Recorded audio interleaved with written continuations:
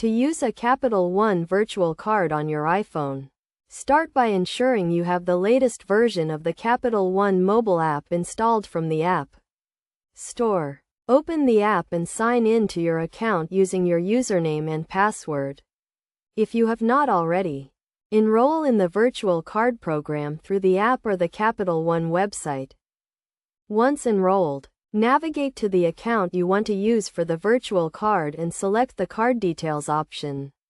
Look for the Virtual Card option and select it to generate a new virtual card number.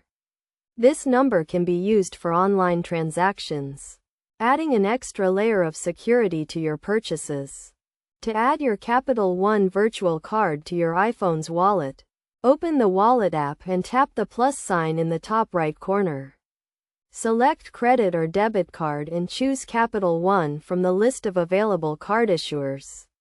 You will then be prompted to enter your card details, which can be found in the Capital One app under the Virtual Card section. Enter the virtual card number, expiration date, and security code, and confirm the card details.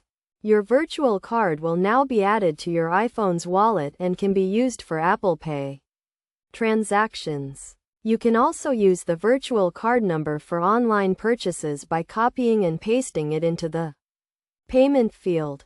To manage your virtual card, open the Capital One app and navigate to the Card Details section.